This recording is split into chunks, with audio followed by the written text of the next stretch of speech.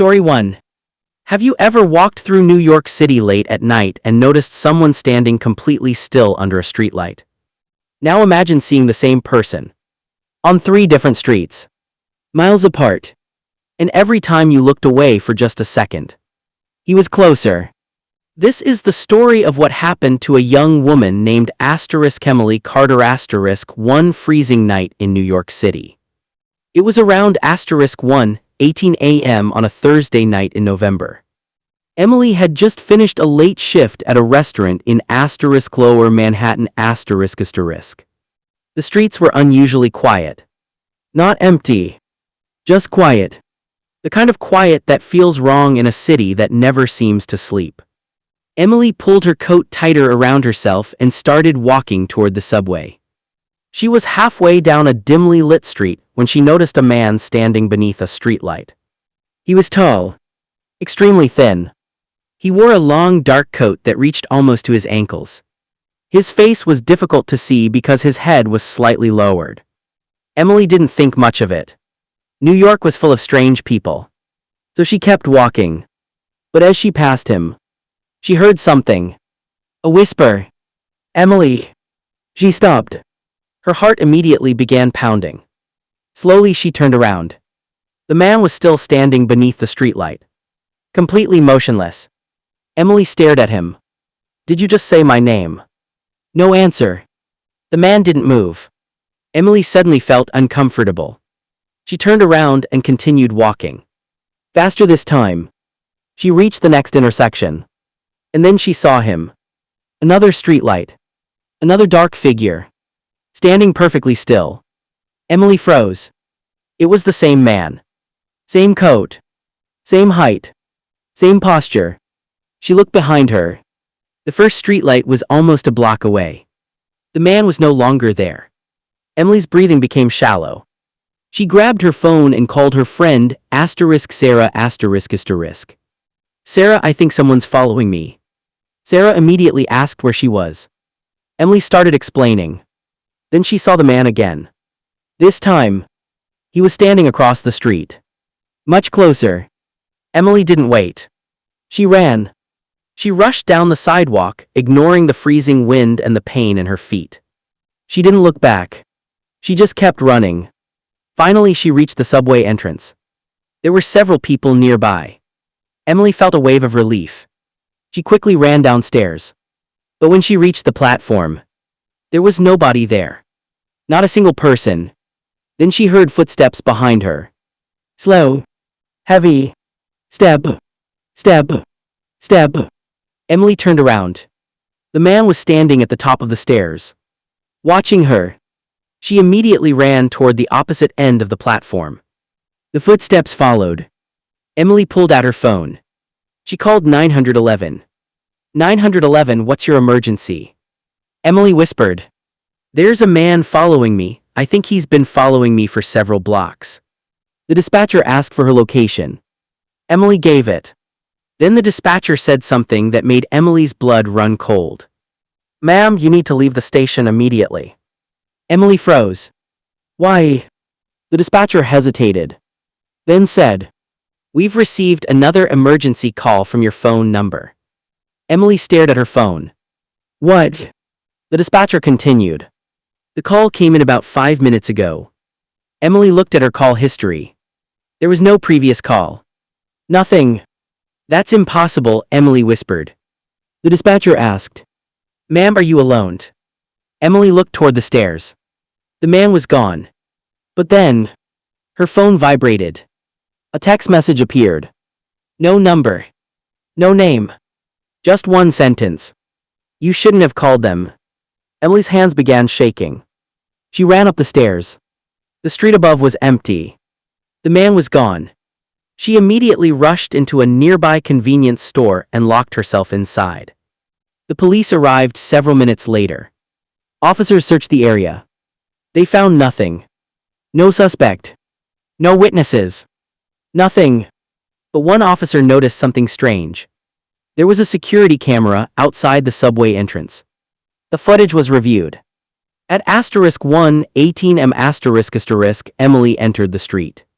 The video showed her walking past a streetlight, but there was no man standing there.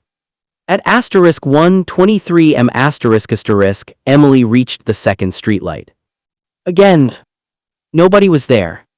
At asterisk 127 m asterisk, Emily entered the subway. Still alone. The officers were confused. Then they checked the footage from inside the station. That's when they saw something terrifying. Emily was walking down the platform. But behind her, a dark figure was walking too. The strange part, the figure didn't appear to be walking on the ground. It looked like it was floating several inches above the platform. And when Emily reached the end of the platform, the figure suddenly disappeared. The police never identified the man. Emily stopped working nights after that. She also moved out of New York several months later. But according to Emily, the story didn't end there. Years later, while visiting Manhattan with her husband, she saw something that made her completely freeze. Across the street, under a streetlight, was the same tall man in the long black coat. Emily immediately grabbed her husband's arm. But when he looked, there was nobody there. Then Emily noticed something. A cold breath appeared on the glass window beside her. And slowly, 2 words were written from the inside. Hello, Emily. To this day, Emily refuses to walk alone at night. And she still believes that whatever followed her that night never really left. Because sometimes, in a city as big as New York, the scariest thing isn't being followed by a stranger. It's realizing the stranger already knows your name. Story 2. At exactly asterisk 307 m asterisk, a man living in a New York City apartment started receiving phone calls from the apartment directly above him. There was just one problem. The apartment upstairs had been empty for almost 6 months. And the voice on the other end of the phone was his own. It happened to a man named asterisk Michael Reeves asterisk, who lived alone in a small apartment building in asterisk Queens, New York asterisk. Michael had moved into the building because it was affordable and close to his job. The building itself was old. Very old. The kind of place where the floors creaked at night and the pipes made strange noises whenever someone used the shower. But Michael never really cared. He wasn't superstitious. Until the first phone call. It happened on a cold Tuesday night in January. The time was asterisk 307 m asterisk. Michael was sleeping when his phone suddenly rang. He opened his eyes. The room was completely dark. He reached for his phone. The caller ID showed a strange number. Michael answered. Hello. For several seconds. There was nothing. Then he heard breathing. Slow. Heavy. Right next to the microphone. Michael sat up. Who is this? The breathing stopped. Then a voice whispered. Don't go upstairs. Michael immediately hung up. He stared at his phone. His heart was racing. A few seconds later, the phone rang again. Same number. Michael didn't answer. The ringing stopped. Then started again. 3 times. Finally, Michael turned his phone off and went back to sleep. The next morning, he convinced himself it was just some stupid prank. Until he noticed something. The number that had called him was his own number. Michael checked the call history again. The call had come from his phone. But his phone had been sitting beside him the entire time. He ignored it. For the next few days, nothing happened. Then on Friday night, at exactly asterisk 307 m asterisk, the phone rang again. This time Michael answered immediately. Who are you? A long silence. Then the voice said, Michael. He froze. It was his voice. Exactly his voice. Same tone. Same accent. Everything. Michael whispered. How do you know my name? The voice replied. Because I'm you. Michael immediately ended the call. He didn't sleep that night. The next morning he called his phone company. They told him the calls were coming from his own number. But they couldn't explain how. Michael decided to move on. That night he stayed at a friend's house. He told himself he was done with the apartment. But the following morning, he returned to collect his things. As soon as he entered the building, he noticed something strange. The elevator wasn't working. Michael sighed and started walking upstairs. His apartment was on the 4th floor. But when he reached the 3rd floor, he heard something above him. Footsteps. Slow footsteps. Coming from the apartment directly above his. Michael looked up. That was apartment 4B asterisk. The apartment that had been empty for 6 months. He continued walking. Then the footsteps stopped. Michael reached his apartment. He unlocked the door. Everything looked normal. Until he noticed something on the floor. A small piece of paper. He picked it up. There were 3 words written on it. Don't answer tonight. Michael's blood ran cold. He looked toward the ceiling. Then he heard something. A chair scraping across the floor. From the empty apartment above. Michael immediately called the building manager. Someone's inside apartment 4B. The manager sounded confused. That's impossible. Why? Because nobody has the keys. Michael stared at the ceiling. Then he heard footsteps again. This time, they were running. Michael left the building immediately. He spent the night at his friend's house. At asterisk 307M asterisk. His phone rang. Michael stared at the screen. His own number. He didn't answer. The phone stopped. Then a text message appeared. You should have stayed. Michael immediately called the police. Officers arrived at the apartment building. They checked 4B. The door was locked. No one was inside. The windows were locked. Nothing was missing. The police assumed someone was playing a prank. Then one officer noticed something. The dust on the floor. There were footprints. Bare footprints. They started in the middle of the apartment and walked directly toward the wall separating 4B from Michael's apartment. The footprints stopped there. The officers checked Michael's apartment. Nothing. But then one officer noticed a small crack in the wall. Behind it, they found an old ventilation opening. And inside that opening was a phone. An old phone. The police removed it. It was still turned on. The call history showed dozens of calls. All made at asterisk 307M asterisk asterisk. And every single call had been made to Michael's number. But there was something even stranger. The phone contained one saved recording. The officer played it. At first there was only static. Then a voice spoke. Michael's voice. Please don't let him come through the wall. The recording ended. Michael immediately asked the officer. When was that recording made? The officer looked at the phone. Then looked at Michael. 6 months ago. Michael felt his stomach drop. That was the exact month he had moved into the building. But the story gets even stranger. A few days later, Michael moved out. He never returned to the apartment. He also changed his phone number. For several months, everything was normal. Then one night, while living in a completely different city, Michael woke up at exactly asterisk 307M asterisk asterisk. His new phone was ringing. He looked at the screen. Unknown number. He didn't answer. The phone stopped. Then it rang again. This time the caller ID displayed something different. Apartment 4B. Michael stared at the screen. Then he heard a voice from the other side of his bedroom door. His own voice. Whispering. Michael. He didn't move. The voice whispered again. Don't go upstairs. Michael lived in a 1-story house. There was no upstairs. He grabbed his phone and ran outside. The police arrived. They searched the house. They found nothing. But Michael noticed something on the ceiling above his bedroom.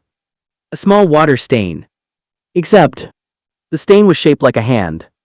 5 long fingers. Pressed against the ceiling from the other side. Michael never found out what happened in apartment 4B. The building manager later claimed the apartment had been empty for years. But Michael remembers something different. The night he moved in, he saw a man leaving apartment 4B. A man who looked exactly like him. And according to Michael, that man turned around before entering the elevator. And smiled. Maybe the voice wasn't warning Michael about something upstairs. Maybe it was warning him about what was already living inside the walls. Story 3. At asterisk 1241 m asterisk, a woman boarded a nearly empty subway train in Manhattan. She was expecting to be home in less than 30 minutes. But when the train finally stopped, she realized something was terribly wrong. Because every passenger had disappeared. And the train wasn't stopping at any station. Her name was Jessica Morgan asterisk. She was 27 years old and worked at a small advertising agency in Manhattan. One Friday night in February, Jessica stayed late at the office to finish a project. By the time she left work, it was almost midnight. The streets were cold and wet. A light rain had started falling. Jessica hurried toward the subway station. She entered the station at approximately asterisk 1241 m asterisk. The platform was almost empty. There were only 4 other people waiting. An elderly man sitting on a bench. A woman wearing a red coat. A young man with headphones. And another man standing near the edge of the platform. Jessica didn't pay much attention to them. A few minutes later, the train arrived. The doors opened. Jessica stepped inside. The train was surprisingly empty. She sat down near the middle of the car. The 4 people from the platform entered behind her. The doors closed. The train started moving. Jessica pulled out her phone. She texted her boyfriend. "On the train, see you soon." A few seconds later, the lights inside the subway car flickered. Once. Twice. Then everything went dark. Jessica looked up. The emergency lights came on. Dim red lights. She looked around. The other passengers were still there. But something felt different. Nobody was moving. The elderly man was sitting completely still. The woman in the red coat was staring straight ahead. The young man with headphones wasn't blinking. Jessica felt uncomfortable. She stood up. "Excuse me." Nobody responded. The train continued moving. Jessica checked her phone. There was no signal. She looked at the subway map. The train should have stopped at the next station. But it didn't. 5 minutes passed. Then 10. Still no station. Jessica walked toward the front of the car. The other passengers remained completely motionless. She looked through the window connecting the cars. The next car was empty. Jessica walked through it. Then the next. And the next. Every car was empty. Except the one she had started in. Jessica suddenly stopped. She looked back. The 4 passengers were gone. All of them. She ran back. The subway car was completely empty. Jessica was now alone. Then, the train stopped. The doors opened. Jessica stepped onto the platform. There were no signs. No advertisements. No maps. No other people. Just a long, empty platform illuminated by flickering fluorescent lights. Jessica looked at her phone. The time was still asterisk 1241 m asterisk. She stared at the screen. Impossible. She had been on the train for at least 20 minutes. But her phone still showed the exact same time. Then she heard footsteps. Someone was walking toward her. Jessica turned around. The man with the headphones was standing at the other end of the platform. Jessica felt relieved. "Hey." The man didn't respond. He simply stood there. Then the lights went out. Complete darkness. Jessica screamed. When the lights came back on, the man was gone. But there was something on the ground. His headphones. Jessica ran. She sprinted down the platform. At the end was a staircase. She ran up and found herself back on the subway train. The doors closed behind her. Jessica immediately stepped away. She looked through the window. The train began moving.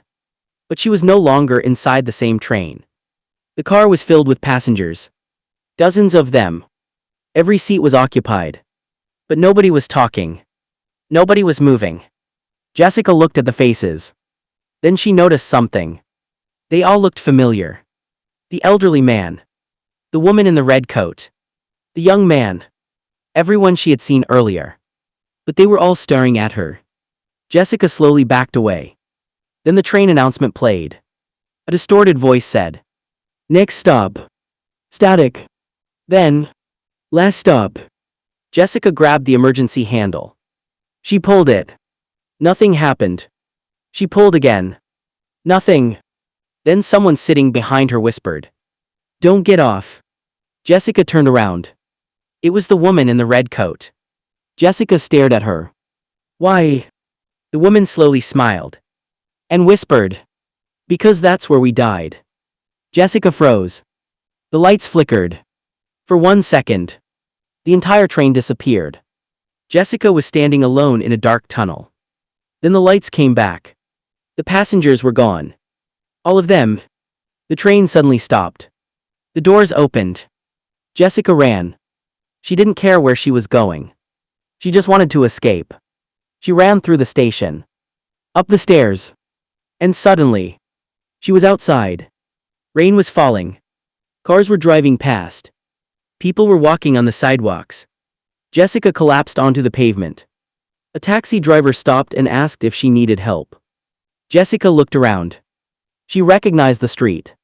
It was near her apartment. She checked her phone. The time was **1:12 m***. Only 31 minutes had passed. She immediately called her boyfriend. He answered. "Jessica, where are you?" "I'm home." There was a long silence. Then he said, "No, you're not." Jessica froze.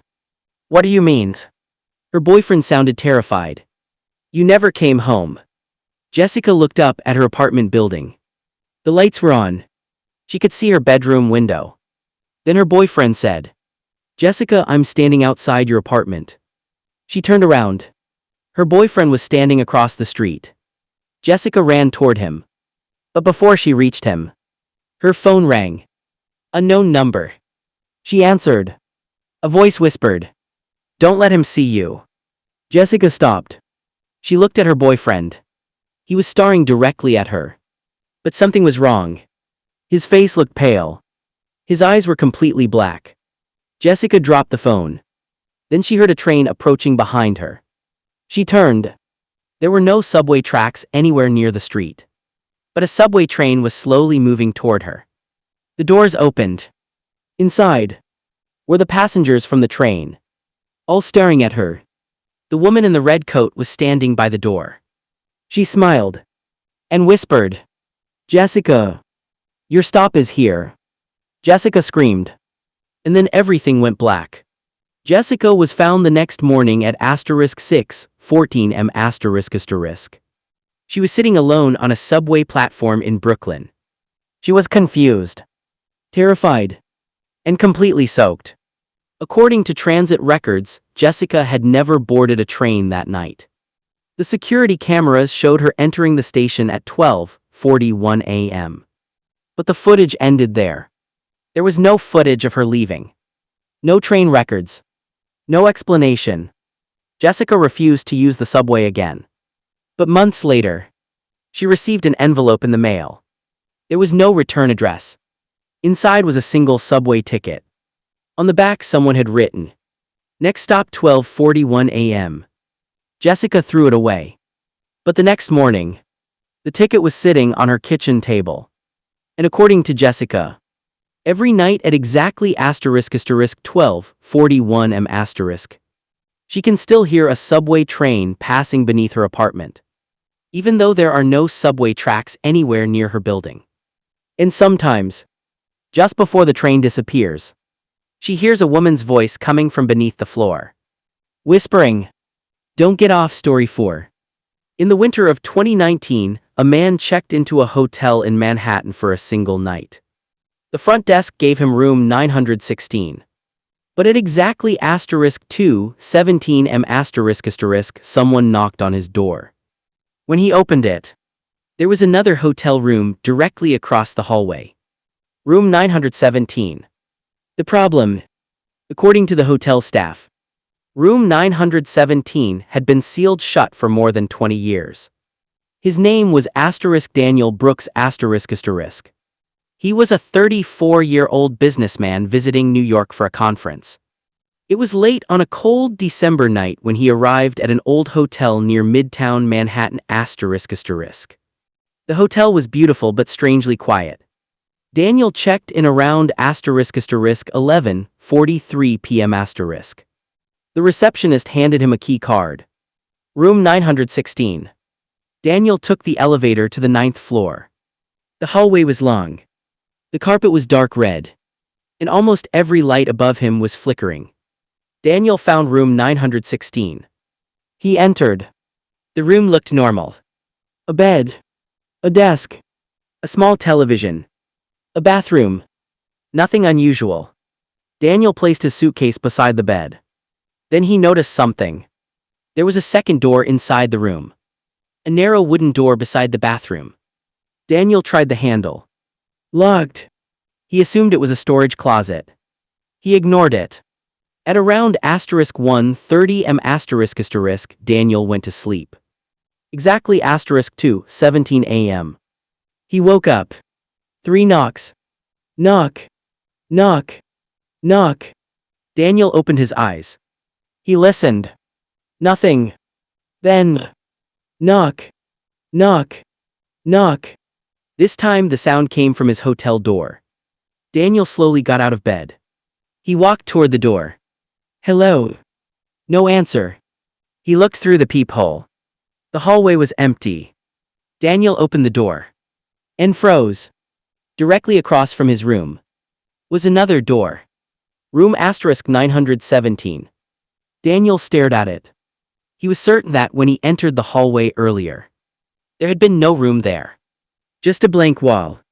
But now, room 917 was clearly visible. Daniel stepped into the hallway. The door was old. The paint was peeling. And there was a strange black mark above the number. Daniel slowly walked toward it. Then he heard something. A woman crying. Coming from inside room 917. Daniel immediately stepped back. He returned to his room and called the front desk. There's someone in room 917. The receptionist went silent. Daniel repeated himself. Hello. Finally the receptionist spoke.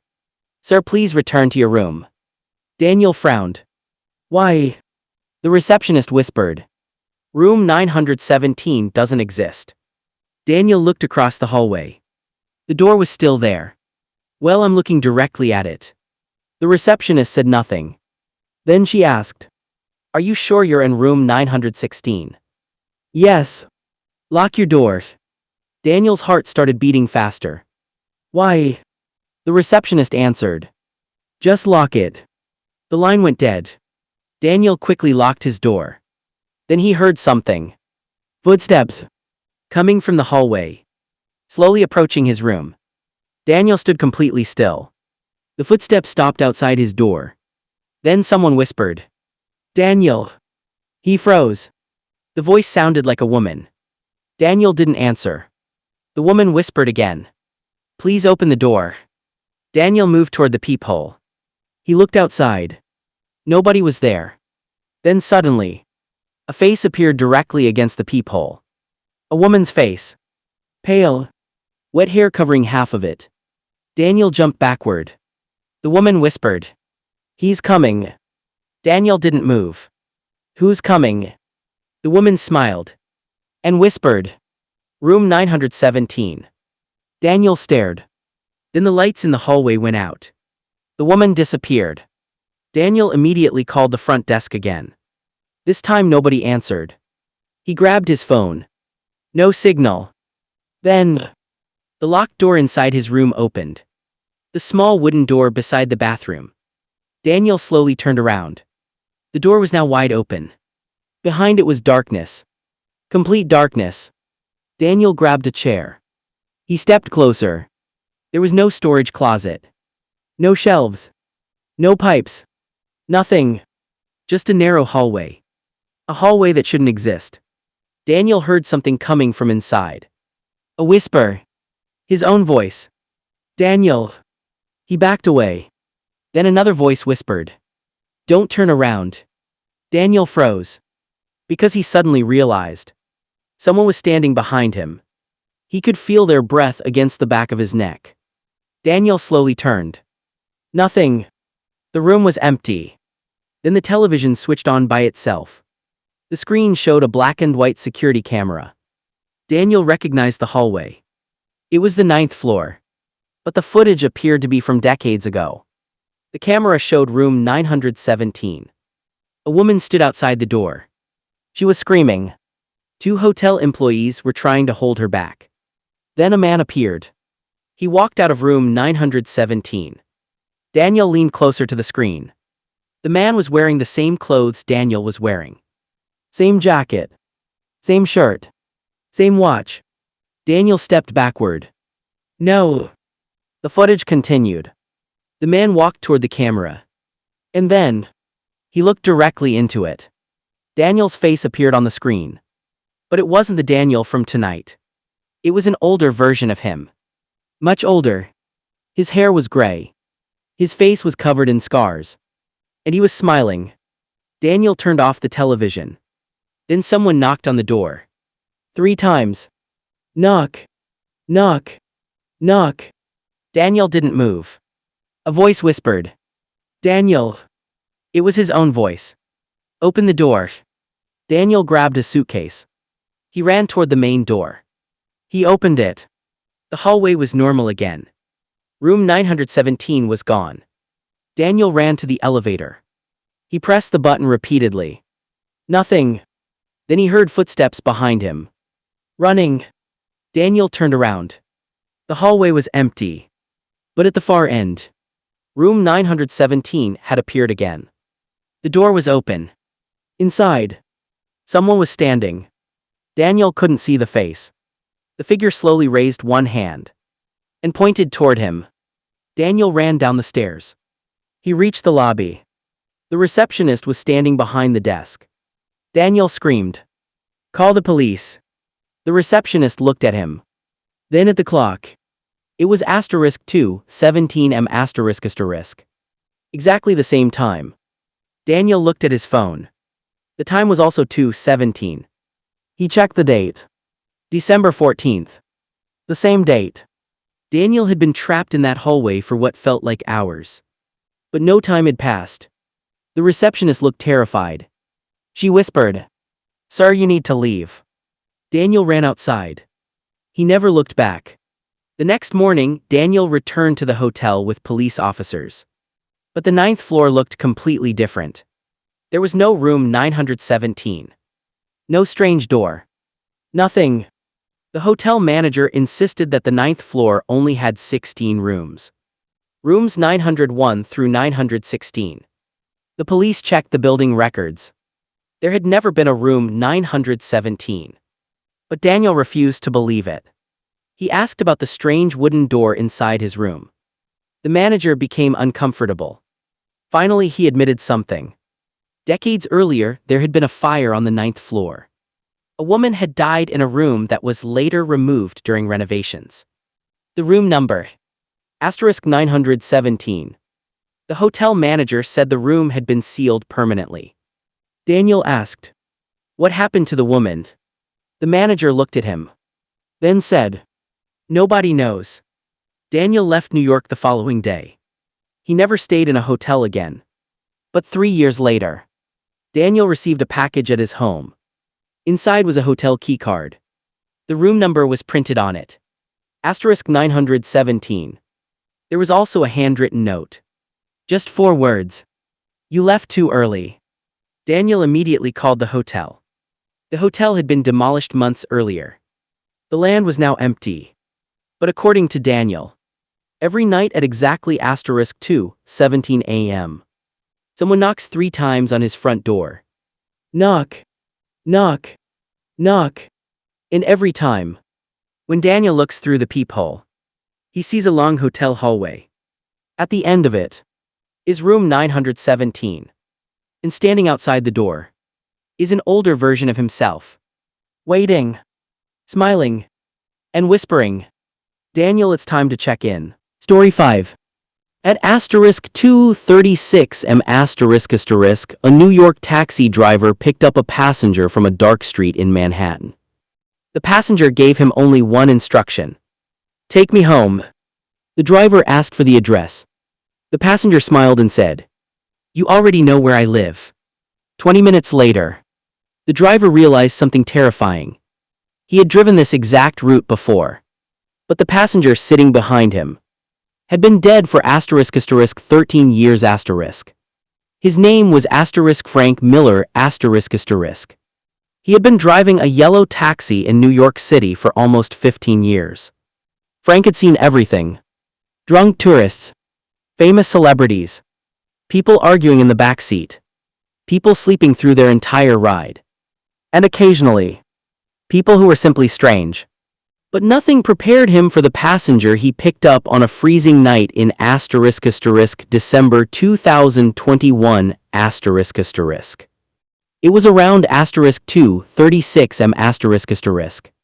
Frank was driving through Lower Manhattan when he noticed a man standing alone beneath a streetlight. The man was wearing an old-fashioned black coat. His clothes looked like something from another decade. Frank slowed down. The man raised his hand. Frank stopped. The passenger opened the back door and got inside. He was pale. Very pale. Frank looked at him through the rearview mirror. "Where to?" The man stared out the window. "Home." Frank waited. "What's the address?" The man smiled. "You know where?" Frank laughed. "No, I really don't." The passenger slowly turned his head.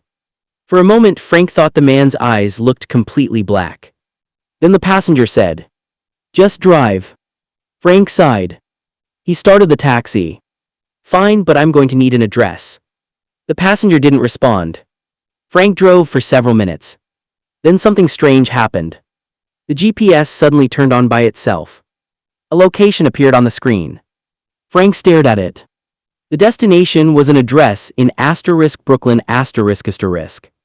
Frank recognized it immediately. It was an old apartment building near Greenwood Cemetery **. Frank had driven there many times. He began driving. The passenger remained silent. After several minutes, Frank noticed something. There was no sound coming from the back seat. No breathing. No movement. Nothing. Frank looked into the mirror.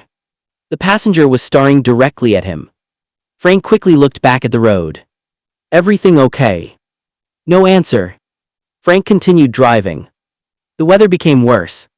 Heavy snow began falling. The streets were almost completely empty. Then the passenger suddenly spoke. "Do you remember me?" Frank looked at him through the mirror. "No." The man smiled. "You should." Frank felt uncomfortable. "Have we met before?" The passenger nodded. "Many times." Frank didn't respond. Then the passenger said something that made his hands tighten around the steering wheel. "You were driving the night I died." Frank's heart stopped. "What?" The passenger repeated. "You were driving." Frank immediately pulled the taxi over. He turned around. The back seat was empty. Frank stared. The passenger was gone. He jumped out of the taxi. He opened the rear door. Nothing. No passenger. No footprints in the snow. Frank looked around. The street was empty. He checked the doors. They were all locked. He searched the entire taxi. Nothing. Then he noticed something on the seat.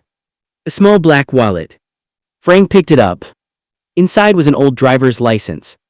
The photograph showed the same man. The name was *Thomas Reed **. Frank's hands started shaking. He recognized the face. Not from memory, but from the news. Frank had seen that face before. Years earlier. Frank immediately drove to the nearest police station. He showed the license to an officer. The officer checked the database. Then his expression changed. "Where did you get this?" Frank explained. The officer stared at him. Then said, "Thomas Reed died in 2008. Frank felt cold. "That's impossible." The officer showed him the record. Thomas Reed had been killed in a hit-and-run accident. The accident had happened at *2:36 m***. The exact time Frank had picked him up. Frank looked at the license again. Then he noticed something. The address on the license was the same Brooklyn apartment building his GPS had taken him toward. Frank asked the officer, "Was he living there when he died?" The officer nodded. Frank didn't sleep that night. The next morning, he went to the apartment building. An elderly woman answered the door. Frank asked if she knew Thomas Reed. The woman immediately closed the door. Frank knocked again. After a few seconds, she opened it slightly. "Why are you asking about him?" Frank showed her the wallet. The woman's face turned white. She whispered, "Where did you find that?" Frank told her everything. The woman started crying. Then she said something terrifying. Thomas never came home that night. Frank stared at her. She explained that Thomas had been walking home when he disappeared. His body was found several hours later. But his wallet was never recovered. Frank asked, "Why would he get into my taxi?" The woman looked at him. Then said, "Because he was trying to get home." Frank felt a chill. He suddenly remembered something. The passenger had said, "You already know where I live." Frank left the building. He returned to his taxi. But something was wrong. The back seat was covered in water. Not snow. Not rain. Water. A large wet stain. Frank looked at the rearview mirror. Written across the fogged glass was a message. "You left me there." Frank immediately called the police. They arrived. But when they examined the glass, the message was gone. Frank quit driving taxis that week. He sold his car. He moved to another part of the city. For almost a year, nothing happened. Then one night, Frank received a phone call. The caller ID showed unknown. He answered. At first there was silence. Then he heard a man's voice. "Frank." Frank immediately recognized it. It was Thomas. Frank hung up. The phone rang again. Frank didn't answer. Again. Again. Again. Finally the phone stopped. Frank looked at the time. 2:36 a.m. Then he heard something outside his apartment. A car engine. Frank slowly walked toward the window. Down on the street, a yellow taxi was parked. Its headlights were on. Frank stared at it. Then the back door opened. Nobody got out. But Frank could see someone sitting in the back seat. A pale man, wearing an old black coat. Thomas Reed. Frank stepped away from the window. His phone vibrated. A text message appeared. No number. Just 4 words. "Take me home, Frank." Frank never went outside. The taxi remained parked until sunrise. When he finally looked again, it was gone. But the strangest part of the story came several months later. Frank visited the police station to renew his driver's license. While waiting, he noticed a newspaper article on the wall. It was about Thomas Reed's death. The article included a photograph of the accident scene. Frank stared at the picture. There was a yellow taxi parked in the background. Frank recognized the taxi immediately. It was his taxi. The exact same car he had been driving for years. Frank checked the date of the photograph. Asterisk 2008. The year Thomas died. Frank couldn't explain it. He never remembered being there. But one thing was certain. The taxi in the photograph had the same license number as the car Frank purchased. 7 years later, Frank eventually stopped talking about the incident. But according to his family, he still refuses to drive past Greenwood Cemetery at night. Because every time he does, his taxi's GPS suddenly activates. The screen displays the same destination. The old apartment building. And then, a voice comes from the back seat. A quiet voice. A desperate voice.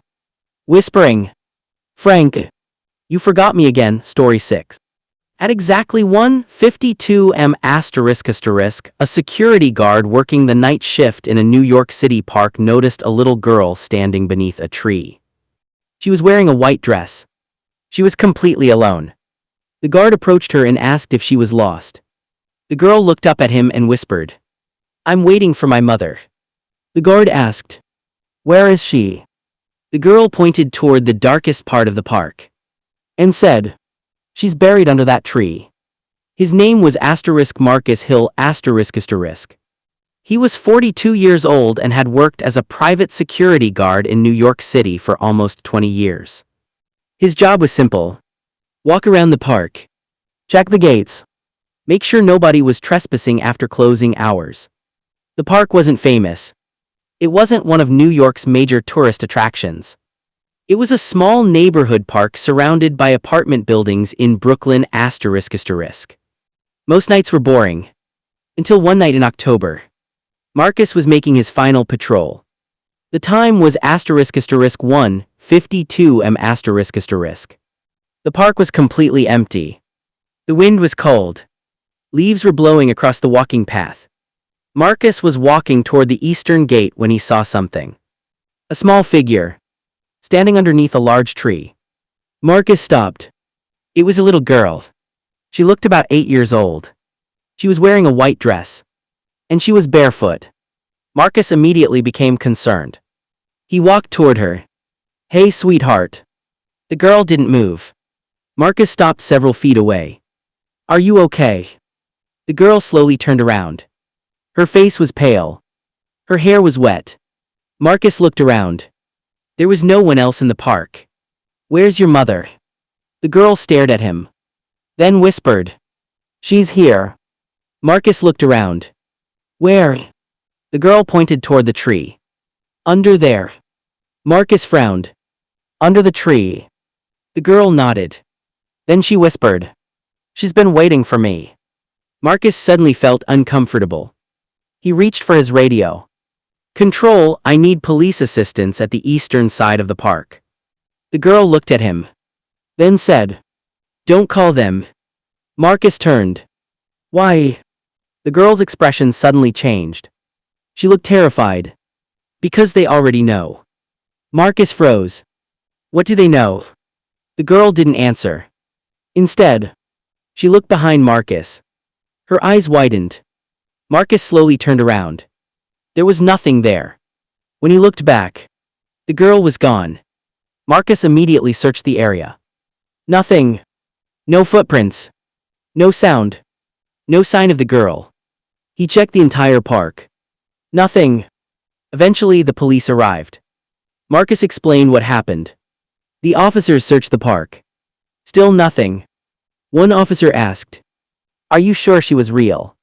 Marcus became angry. Of course she was real. The officer didn't respond. Then Marcus noticed something. Near the tree, there were small footprints. Bare footprints. They started at the tree and continued across the grass. But they didn't lead away from the park. They led into the tree. Marcus stared. The footprints disappeared at the trunk. The police officers looked at each other. Then one of them said, "Let's get out of here." Marcus never understood why. But he remembered the officer's face. He looked genuinely terrified. The next night, Marcus returned to work. He told himself it had been a strange coincidence. Maybe the girl had been hiding. Maybe the footprints had an explanation. But at exactly 1:52 am***, Marcus heard a child's voice. "Mr. Marcus." He froze. The voice was coming from the eastern side of the park. Marcus grabbed his flashlight. He walked toward the tree. The girl was there again. Standing in the same place. Wearing the same white dress. Marcus shouted, "Where have you been?" The girl looked at him. "I've been waiting. For your mother's." The girl shook her head. "No." "Then who?" The girl pointed at Marcus. "You." Marcus felt his stomach drop. "What?" The girl whispered. "You promised you'd come back." Marcus stepped away. "I've never seen you before." The girl smiled. "Not in this life." The wind suddenly stopped. The park became completely silent. Marcus looked at the tree. Something was carved into the bark. A name. Marcus Hill. Marcus stared at it.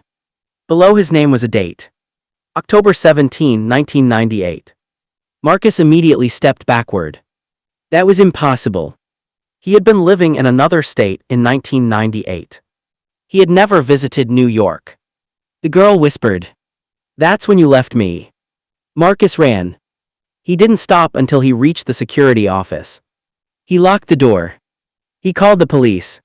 While waiting, he checked the park's old records. The tree had been there for decades. Then Marcus found something. A newspaper article from 1998. A little girl had disappeared from the park.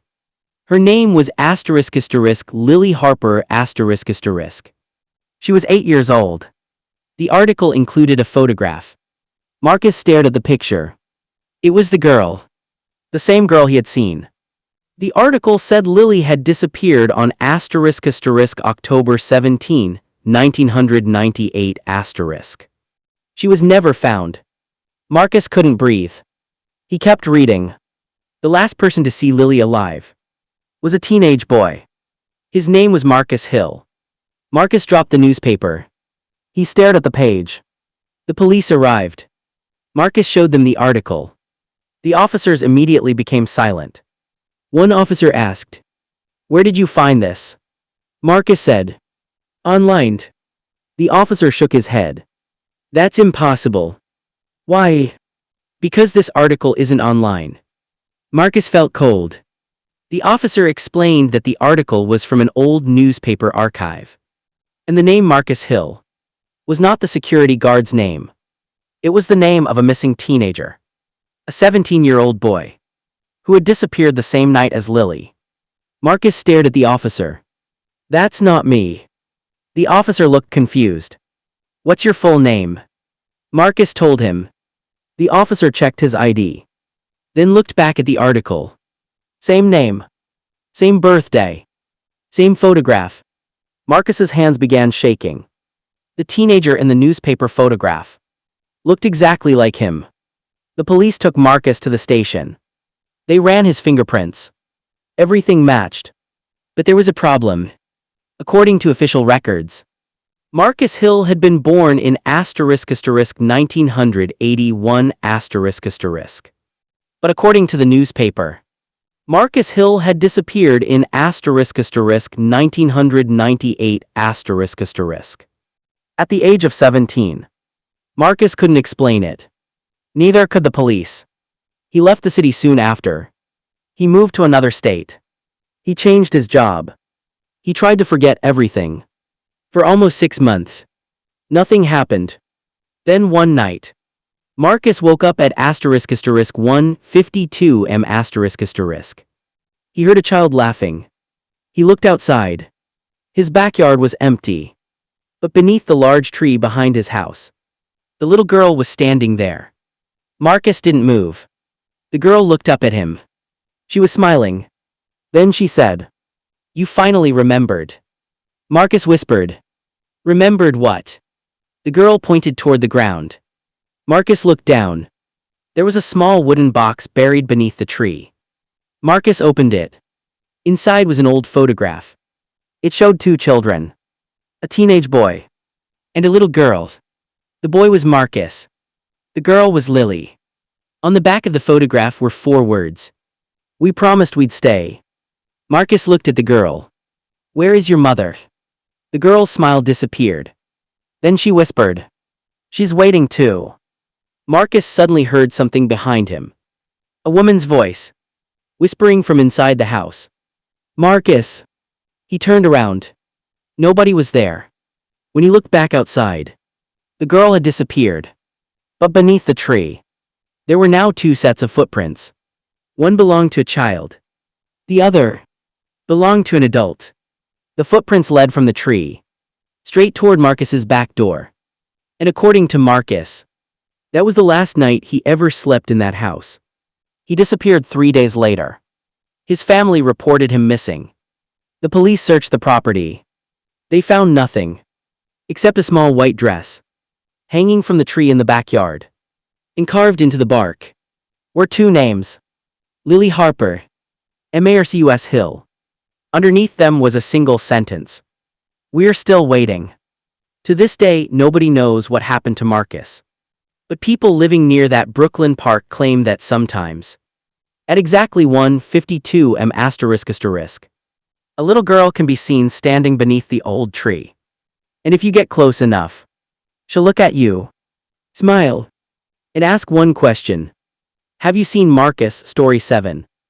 When Ryan Walker moved into an old apartment building in Manhattan, the landlord told him something very strange. "There is no 13th floor." Ryan thought it was just a superstition. Until one night.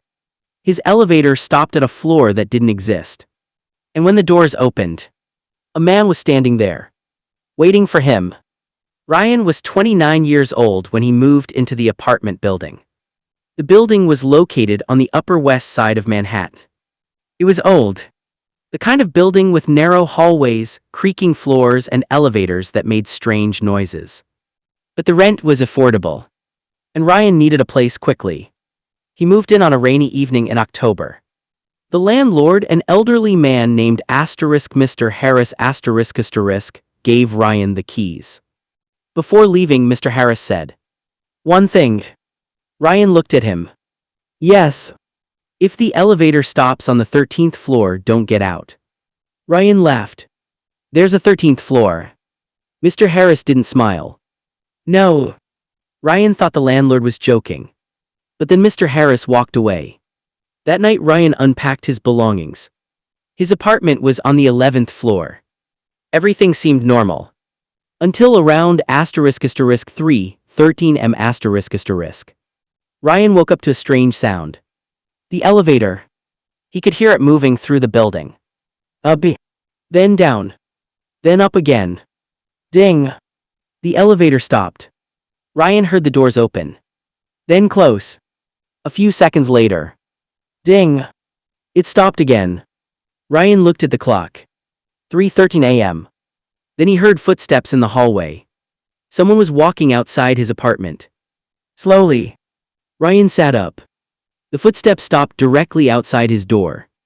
3 knocks. Knock. Knock. Knock. Ryan didn't move. A man's voice whispered. "Ryan's." Ryan froze. He had never met anyone in the building. The voice whispered again. Ryan opened the door. Ryan stayed silent. The person outside waited. Then walked away. The next morning Ryan checked the hallway. Nobody was there. He asked the landlord about it. Mr. Harris looked uncomfortable. "Did someone knock on your door?" "Yes." "Did you open it?" "No." Mr. Harris sighed. "Good." Ryan asked. "Who was it?"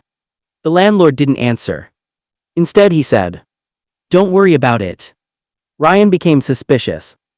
That evening he asked some of his neighbors. An elderly woman living across the hall told him something strange. There used to be a 13th floor. Ryan stared at her. "What do you mean?" The woman lowered her voice. "Years ago there was a fire. On the 13th floor." She nodded. "Several people died." Ryan asked, "What happened to the floor?" The woman looked toward the elevator. "They removed it." Ryan didn't understand. "You can't remove a floor." The woman smiled sadly. "That's what everyone says." That night Ryan decided to test the elevator. He entered. Pressed 11. The elevator began moving. 11. 12. Then 13. Ryan stared at the display. The elevator stopped. Ding! The doors opened. Ryan immediately remembered the landlord's warning. "Don't get out." He stayed inside. The doors closed. The elevator continued upward. Then stopped at 14. Ryan's building had only 12 floors. He looked at the display. It showed *13. Then *13. Then *13. The elevator doors opened again. This time, Ryan stepped out. The hallway was dark. Very dark. The walls were old. The carpet was covered in dust. And every door had the same number. *1301. *1302. *1303. Ryan walked slowly. Then he noticed something. There were photographs hanging on the walls. Old black and white photographs. They showed people standing in front of the building. Ryan recognized some of them. The elderly woman from across the hall. Mr. Harris. Even the man who lived 2 doors down. But the photographs were decades old. Ryan walked closer. Then he saw something that made his blood run cold. A photograph of himself. Ryan stared at it. The picture showed him standing outside the building. But the date underneath was asterisk 1987. Ryan was born in 1993. He stepped backward. Then he heard a voice. "You're not supposed to be here." Ryan turned. A man was standing at the end of the hallway. He looked about 50 years old. He was wearing an old-fashioned suit. Ryan recognized him. It was the man who had knocked on his door. Ryan asked, "Who are you?" The man smiled. "My name is Daniel." Ryan stared. "Do you live here?" Daniel nodded. "Apartment 1307. Ryan looked around. There was no apartment 1307. "Where is it?" Daniel pointed behind Ryan. Ryan slowly turned. A door had appeared. "Room 1307. Daniel whispered. "Your apartment." Ryan looked at him. "What?" Daniel smiled. "You've been living there for years." Ryan felt dizzy. "That's impossible." Daniel stepped closer. "You just don't remember." Suddenly the elevator bell rang. Ding! Ryan turned around. The elevator doors were open. Inside stood Mr. Harris. The landlord. Ryan ran toward him. "Mr. Harris." Mr. Harris looked terrified. "Get inside." Ryan jumped into the elevator. The doors closed. As the elevator descended, Ryan asked, "What is this place?" Mr. Harris didn't answer. Finally he said, "You're not the first person to see it." Ryan stared at him. "What happened to the others?" Mr. Harris looked at the floor. "They never came back." Ryan asked, "Who is Daniel?" Mr. Harris went silent. Then he said, "Daniel died in the fire." Ryan's blood ran cold. "What fire?" Mr. Harris looked at him. "The fire that destroyed the 13th floor." Ryan stared. "When?" Mr. Harris whispered. "October 17, 1987. The elevator stopped. The doors opened. They were back on the 11th floor. Ryan stepped out. But something was wrong. The hallway looked different. The walls were burned. The lights were flickering. The carpet was covered in ash. Ryan turned to Mr. Harris. "What's happening?" Mr. Harris was gone. Ryan ran toward his apartment. He unlocked the door. Inside, everything looked normal. Except for one thing. There was a photograph sitting on his bed. Ryan picked it up. It showed the building. And standing in front of it was Ryan. Beside him was Daniel. On the back was a handwritten message. "Welcome home." Ryan immediately left the building. He stayed at a hotel that night. The next morning he returned with the police. The landlord was nowhere to be found. The police searched the building. They found nothing. But when they checked the elevator, there was no button for the 13th floor. Ryan told them what happened. The officers didn't believe him. Until they found something in the basement. Behind a sealed wall was an old elevator shaft. And inside the shaft, they found the remains of an old elevator. The elevator was covered in burn marks. The police checked the building records. The elevator had been destroyed in the 1987 fire. But according to the records, the fire had never been reported. The 13th floor had never officially existed. Ryan moved out immediately. He never returned. But several months later, he received a letter. There was no return address. Inside was an old photograph. Ryan recognized the building. On the back was written, 13th floor. And underneath, "You left before we could introduce you." Ryan threw the photograph away. But the next morning, it was back on his kitchen table. This time there was something different. A new photograph. It showed Ryan standing in front of the building. The date was October 17, 1987. And standing beside him was Daniel, the man who died in the fire. Ryan immediately called the police. But before he could speak, the lights in his apartment went out. His elevator began moving. Even though Ryan lived on the first floor, he could hear it traveling upward. 11, 12, 13. Then the elevator stopped. Ding! Ryan heard the doors open. And a man's voice echoed through the hallway. "Ryan!" 3 knocks came from his apartment door. "Knock!" Knock. Knock. Then Daniel whispered. This time don't make us wait, story 8. Every night at exactly *2:11 m***, a taxi driver in New York noticed the same woman standing alone on the side of the road. She was always wearing a long black coat, always holding a broken umbrella, and always standing in the rain. One night the taxi driver finally stopped to pick her up. The woman got inside and gave him an address that hadn't existed in New York City for over 30 years. His name was David Collins ***. He had been driving a taxi in New York for almost 10 years. David preferred working the night shift. The streets were quieter. There was less traffic. And sometimes the fares were better. But there was one thing David couldn't explain. Every night at exactly *2:11 m***, he saw the same woman. It started in March. The first time David was driving through a quiet part of Queens It was raining heavily. As he approached an intersection, he saw her. A woman standing beneath a broken streetlight. She was wearing a long black coat. Her hair was completely soaked. And she was holding an umbrella. But the umbrella was broken. David slowed down. The woman didn't raise her hand. She simply stood there, watching the taxi. David drove past. He looked into his rearview mirror. The woman was gone. David thought nothing of it. Until the next night. 2:11 a.m. Same location. Same woman. Same black coat. Same broken umbrella. This time David stopped. He rolled down the window. Do you need a ride? The woman slowly looked at him. Her face was pale. She walked toward the taxi, then opened the back door. David waited. The woman got inside. The interior suddenly became freezing cold. David looked at her through the mirror. Where to? The woman stared out the window. Then whispered. Home. David sighed. What's the address? The woman slowly looked at him.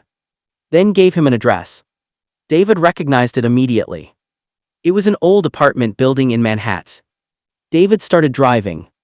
For several minutes, neither of them spoke. Then David noticed something. Water was dripping from the woman's clothes.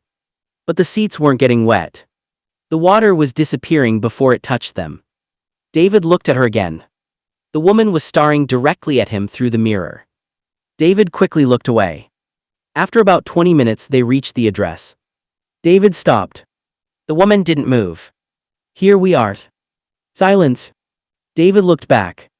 The back seat was empty. The woman was gone. David immediately jumped out of the taxi. He checked the doors.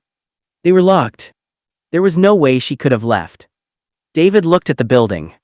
It was abandoned. The windows were broken. The entrance was sealed. David checked the address. It was correct. He returned to his taxi. On the back seat was the broken umbrella. David picked it up. A small name was written on the handle. Evelyn.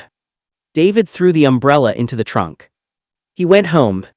The next morning he searched the address online. The building had been abandoned since *1989 According to old newspaper reports, a woman named Evelyn Parker had lived there. She disappeared one rainy night. The police believed she had been murdered. But her body was never found. David felt uncomfortable. That night he decided not to work. But at exactly *2:11 m***, his phone rang. Unknown number. David answered. A woman's voice whispered. Why did you leave me? David immediately hung up. The phone rang again. David didn't answer. Then he received a text message. You promised you'd take me home. David stared at the screen. He had never met Evelyn before. At least, that's what he thought. The next night David returned to work. He wanted to prove to himself that it had all been a coincidence. At 2:11 m. he reached the same intersection. The woman was there, standing in the rain. David drove past. The woman suddenly appeared in his rearview mirror. She was sitting in the back seat. David slammed on the brakes. He turned around. Nobody was there. Then he heard a whisper. "Keep driving." David's hands began shaking. He started the taxi. The GPS turned on by itself. A destination appeared. The abandoned building. David didn't touch the screen. The taxi began driving. David tried to stop it. The brakes weren't working. The steering wheel wouldn't move. The taxi continued through the empty streets. David was terrified. Then the woman appeared again, sitting directly behind him. She whispered, "Almost home." David looked at the mirror. Her face was different now. Her skin was pale. Her eyes were completely black. And water was pouring from her mouth.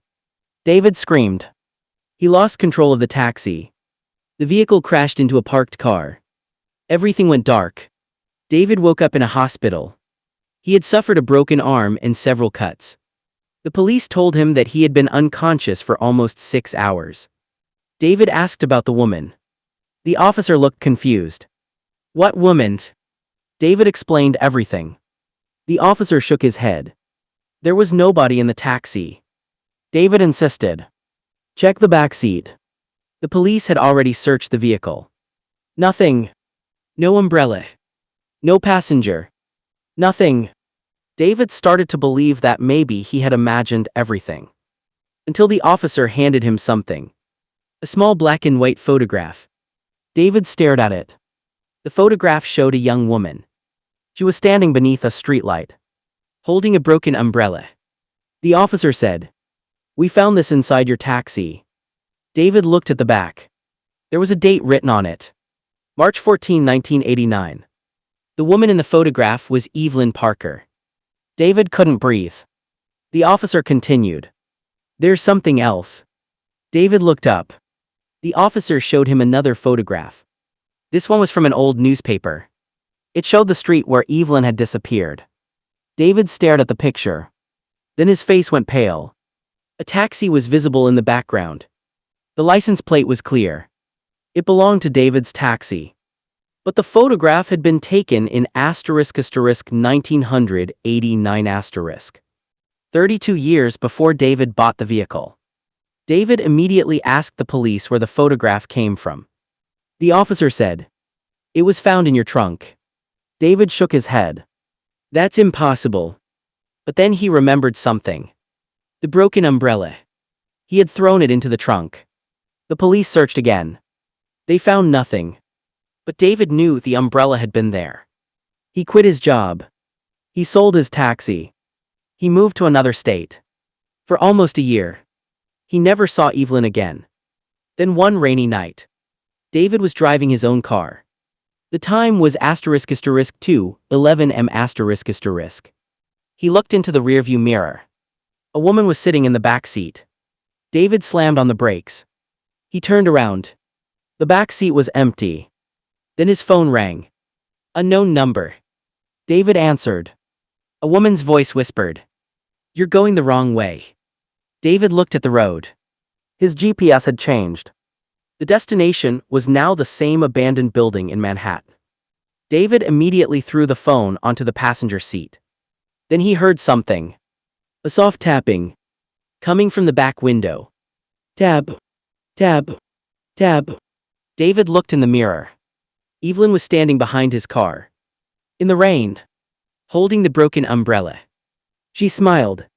Then raised one finger. And pointed toward the road. David looked ahead. There was a man standing in the middle of the street. David slammed on the brakes. The man disappeared. David looked back. Evelyn was gone. But something was written across the fogged rear window. 3 words. "I'm still waiting." David never returned to New York. But he claims that every time it rains heavily, at exactly *2:11 am*, his phone received the same message. No number. No name. Just a location. The abandoned apartment building. And beneath the location, a single sentence. "You promised to take me home." To this day, David refuses to drive in the rain at night. Because he believes Evelyn isn't looking for a taxi anymore. She's looking for someone else to take her place. And according to David, every year on the anniversary of her disappearance, A taxi driver disappears somewhere in New York City. And the last thing anyone ever sees is a woman in a black coat, standing beneath a broken streetlight, holding an umbrella that never stops dripping, waiting for her next ride. Story 9. At *3:26 a nurse working the night shift at an old New York City hospital received a call from room 614. The nurse checked the records. Room 614 had been empty for almost 12 years. But someone was inside. And when she opened the door, a man was lying on the bed. He looked directly at her and whispered, "Please don't let the doctors find me." Her name was Sarah Mitchell **. She was a 31-year-old registered nurse working the overnight shift at an old hospital in Manhattan. The hospital had been built decades ago. It was a massive building with long corridors, old elevators, and entire sections that were rarely used anymore. Sarah had worked there for almost 5 years. She had heard plenty of strange stories. Patients seeing things. Lights turning on by themselves. Elevators stopping on empty floors. But Sarah didn't believe in ghosts. Until one night in November. It was 3:26 am**. Sarah was sitting at the nurse's station when the phone rang. She answered. "Night nursing station." A man's voice whispered. "Help me." Sarah sat up. "Sir, what's your room number?" There was a long silence. Then the man said, 614. Sarah looked at the computer. Room 614 was empty. She frowned. "Sir, there's no patient registered in room 614. The voice whispered. "I'm not supposed to be here." Sarah immediately became concerned. "Are you injured?" The man replied. "He's coming back." Sarah asked. "Who?" The line went dead. Sarah looked at the other nurse. "Did you hear that?" The other nurse shook her head. Sarah checked the hospital directory. There was a room 614. But it had been closed for years. The entire 6th floor had been partially abandoned after a fire. Sarah grabbed her flashlight. She decided to check. She walked toward the elevator. The doors opened. She pressed 6. The elevator started moving. As it climbed, Sarah noticed something strange. The display changed. 6. Then 14. Sarah stared. The elevator stopped. Ding! The doors opened. Sarah stepped out. The hallway was dark. Very dark. There were no lights. No nurses. No patients. Just empty rooms. Sarah walked forward. She found room 614. The door was slightly open. She pushed it. Inside, a man was lying on the bed. He looked about 40 years old. He was extremely pale. His hospital gown was old. Almost yellow. Sarah approached him. "Sir." The man opened his eyes. He looked terrified. "Are you a nurse?" Sarah nodded. "Yes." The man grabbed her wrist. "Don't let them take me." Sarah pulled her hand away. "Who?" The man looked toward the door. "The doctors." Sarah glanced behind her. Nobody was there. She looked at the patient. "What's your name?" The man hesitated. Then whispered. "David." Sarah checked her tablet. No patient named David was registered. She asked. "David what?" The man didn't answer. Instead he whispered. "They've been keeping me here for a long time." Sarah felt uncomfortable. "How long?" David looked at her.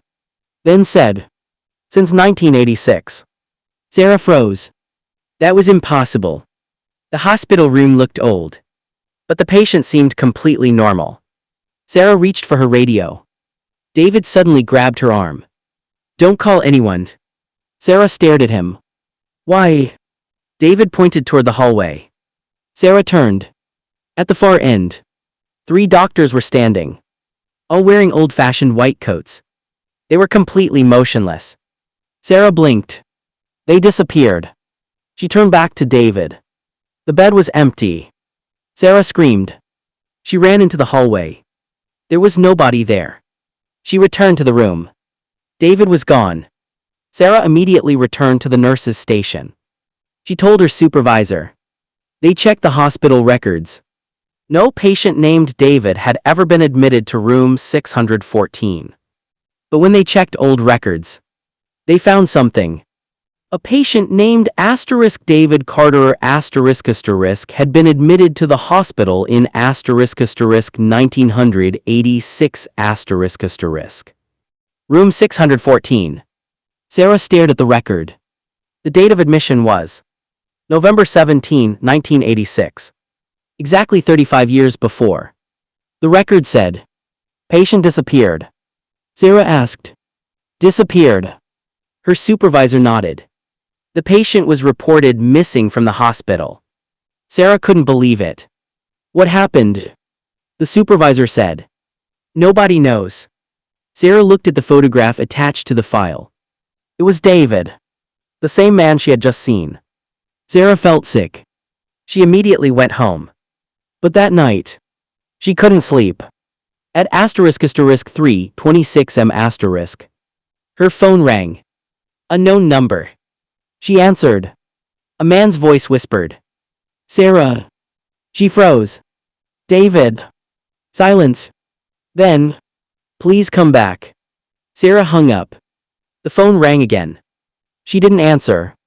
Then a text message appeared. Room 614. Sarah blocked the number. The next morning she returned to the hospital. She wanted answers. She went to the 6th floor. The elevator doors opened. This time, the hallway was completely different. Bright lights. Clean floors. Patients walking around. Sarah asked another nurse. Where's room 614? The nurse looked confused. There's no room 614. Sarah pointed. It's right there. The nurse stared at the wall. There was no door. Sarah felt dizzy. She returned to the nurse's station. She checked the old records again. David Carter's file was gone. Completely erased. No name. No photograph. Nothing. Sarah asked her supervisor. The supervisor looked at her strangely. Who is David Carter?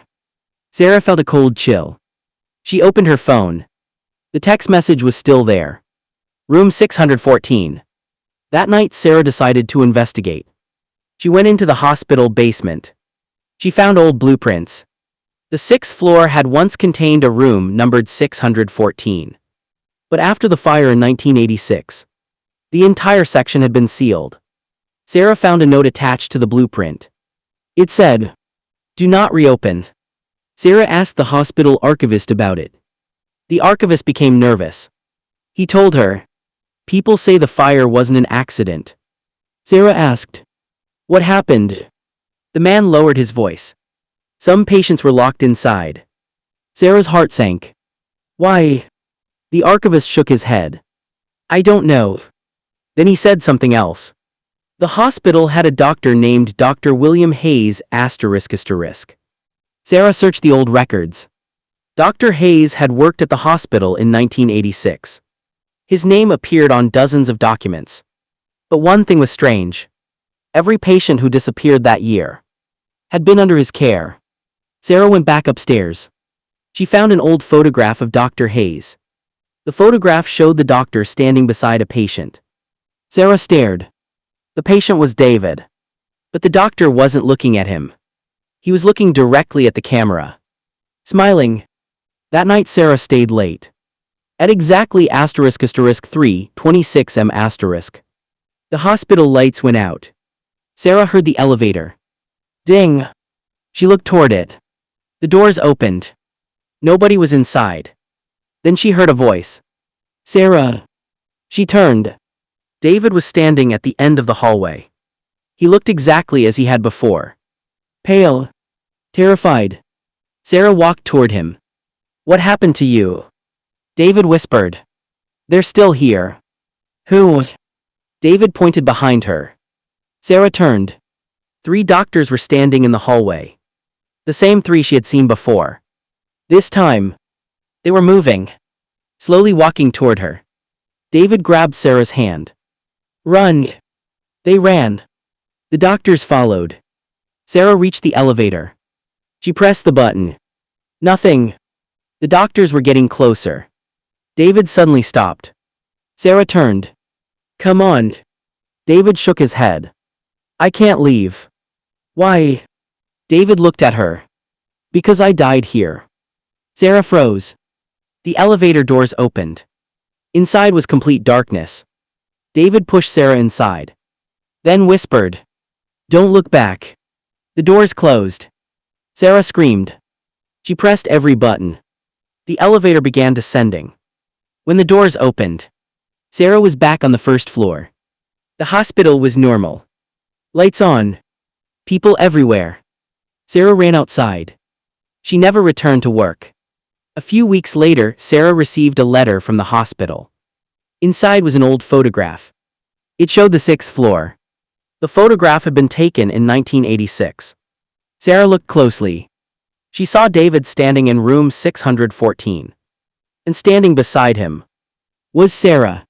Not the Sarah from the present. The woman in the photograph looked exactly like her. Same face. Same hair. Same clothes. Sarah turned the photograph over. There was a handwritten message. You were here before. Sarah immediately destroyed the photograph. But she kept one detail in her memory.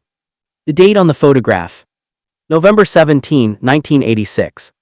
Sarah was born in 1990. 4 years after David disappeared. She never found an explanation. But according to former hospital employees, room 614 still appears sometimes. Usually at exactly *3:26 m***. And sometimes, a nurse will hear the phone ringing. When she answers, a man's voice will whisper, "Please help me." Then the nurse will ask, "What's your room number?" And the voice will reply, 614. But the scariest part, according to the nurses who claim they've heard the call, the voice always ends with the same sentence. And please hurry. Because the doctors are coming back. Story 10. Every night at exactly *3:03 m***, a security camera on a New York City bridge recorded the same man standing alone near the railing. He never moved. He never spoke. And he never appeared on any other camera. Then one night a security guard approached him. The man turned around, looked directly into the guard's eyes, and said, "You're going to be the next one." His name was Ethan Parker. He worked as a night security guard near one of New York City's bridges. His job was simple. Monitor the security cameras. Check the restricted areas. Report suspicious activity. Most nights were boring. Until he noticed something strange. Every night at exactly *3:03 a.m. one of the security cameras showed the same man. He was always standing near the bridge railing. Always wearing a long gray coat. Always facing the river. Ethan first noticed him in January. The man appeared on camera 17. Ethan watched the footage. The man stood completely still. For exactly 7 minutes. Then, he disappeared. No walking away. No movement. He simply vanished. Ethan thought the camera had malfunctioned. But the next night, 3:03 a.m. the man appeared again. Same coat. Same location. Same behavior. Ethan checked the other cameras. Nothing. Camera 16. Empty. Camera 18. Empty. Only camera 17 showed the man. Ethan called his supervisor. "There's someone on the bridge."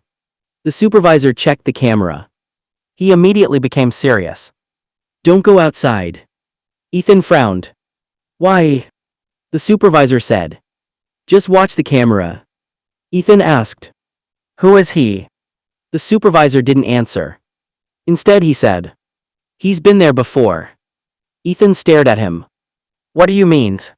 The supervisor walked away. That night Ethan stayed awake until morning.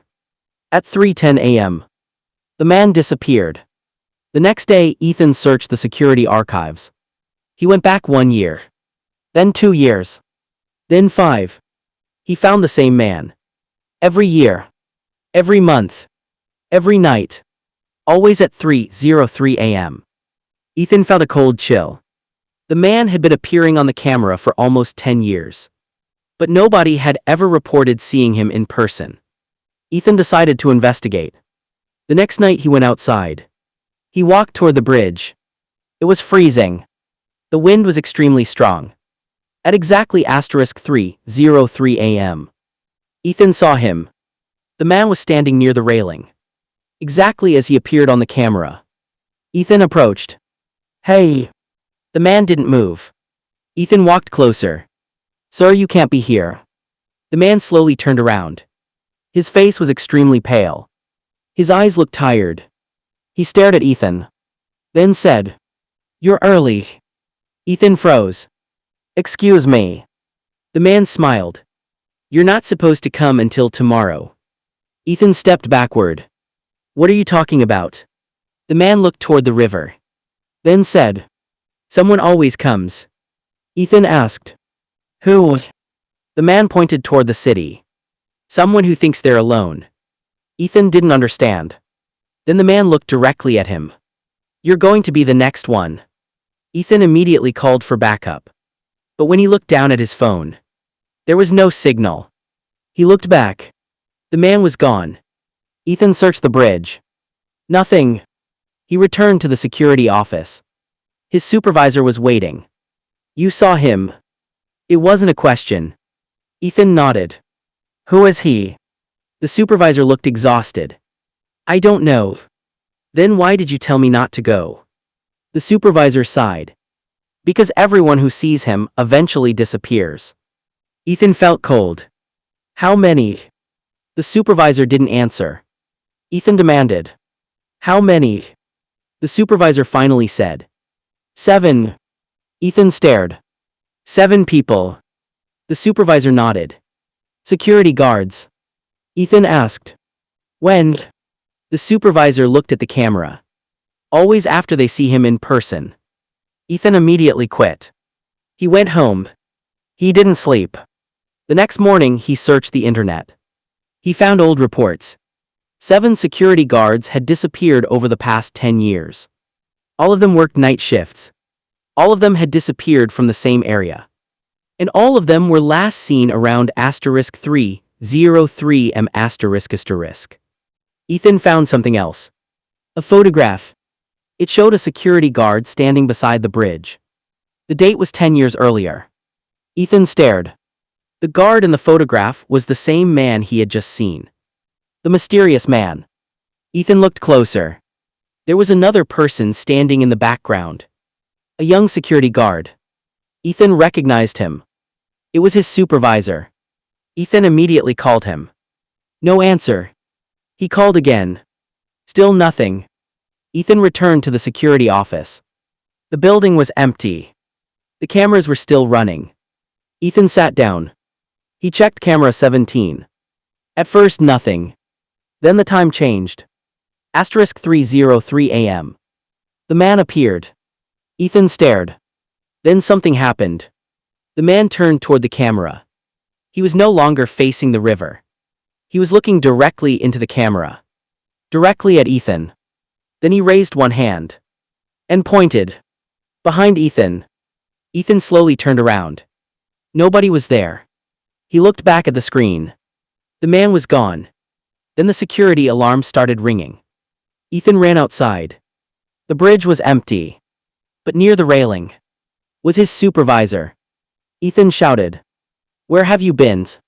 The supervisor turned around. His face was pale. He whispered, "I saw him." Ethan froze. "When?" "Last night." Ethan felt his stomach drop. "Then why are you here?" The supervisor looked at the river. "I came to warn you." "Warn me about what?" The supervisor pointed toward the water. Ethan looked. Something was floating in the river. A black coat. Ethan suddenly recognized it. It was the coat worn by the mysterious man. The supervisor whispered, "He's not the one you think he is." Ethan looked at him. "What does that mean?" The supervisor said, "He's not waiting for people. He's looking for them." Ethan asked, "Who is he?"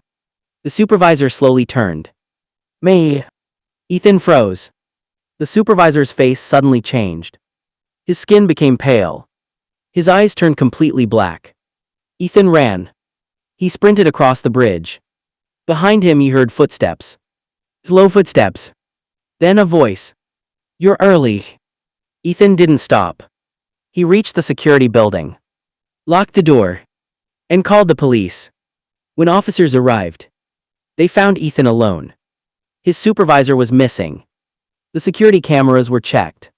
The footage showed Ethan entering the building. Then, something strange happened. At asterisk 3:03 a.m., camera 17 showed the mysterious man. But this time, he wasn't standing near the railing. He was standing inside the security office. Right behind Ethan. Ethan was sitting at the desk, completely unaware. The figure slowly leaned toward him, then whispered something. The audio was enhanced. The voice said, "You came too soon." Ethan quit his job the next day. He moved away from New York. He never worked nights again. But 3 years later, he received a package. No return address. Inside was a security photograph. Ethan recognized the bridge. The photograph showed the mysterious man, standing near the railing. The date on the photograph was October 3, 2024. Ethan stared. That was impossible. The photograph had been taken 2 years in the future. Then Ethan noticed something else. A second person was standing beside the man. A security guard. Ethan. He dropped the photograph. His phone suddenly rang. Unknown number. Ethan answered. Silence. Then a man's voice whispered. "You're late." Ethan hung up. The phone rang again. This time Ethan didn't answer. A voicemail appeared. He played it. It was his own voice, whispering, "Don't come to the bridge." Ethan stared at the phone. Then the voice continued. "He's waiting for you." The recording ended. Ethan checked the time. Asterisk 3:03 a.m. He looked out the window. Across the street, a man was standing under a streetlight, wearing a long gray coat. Ethan immediately closed the curtains. But before he could move, his phone received one final message. "You were never the one watching the cameras." Ethan stared. Another message appeared. "The cameras were watching you." Ethan never told anyone what happened next. But according to his family, he disappeared from his apartment 3 days later. No struggle. No evidence. No explanation. The police found only one thing. A security photograph lying on his bed. It showed the same bridge. The mysterious man was standing near the railing. Beside him was Ethan. And written on the back of the photograph were 6 words. "See you tonight at 3:03. To this day, some security guards claim that if you monitor the bridge cameras late enough, you can still see the mysterious man. Always at exactly asterisk 3:03 am asterisk asterisk. But there's something different now. He no longer stands alone. Sometimes, there are 2 figures. Sometimes 3. And sometimes, if you look very carefully, you can see a new person standing beside them. Someone who looks exactly like you. Watching the river. Waiting for someone to come. Story 11. For almost 3 months, a woman living in Manhattan noticed something strange outside her bedroom window. Every night at exactly asterisk 2:44 am asterisk, a light appeared in the window of the building across the street. At first she thought it was just another apartment, until she realized something terrifying. The building across from her didn't have a window there. Her name was asterisk Olivia Grant asterisk asterisk. She was 28 years old and lived alone in a small apartment in asterisk Manhattan asterisk asterisk. Her apartment was on the 7th floor of an old residential building. Across the street was another large brick building. It was old too. Almost 50 years old. The buildings were so close that Olivia could see directly into many of the windows across the street. She had never paid much attention to them. Until one night in January. Olivia was getting ready for bed when she noticed a light outside. She looked through her bedroom window. Across the street, one window was glowing. The strange thing was, she had never seen that window before. It was directly opposite her bedroom. Olivia stared at it. The window belonged to a small room. There was a desk, a chair, and a single lamp. She assumed someone had recently moved in. She closed her curtains and went to sleep. The next night, at exactly *2:44 am*, Olivia woke up. She looked toward the window.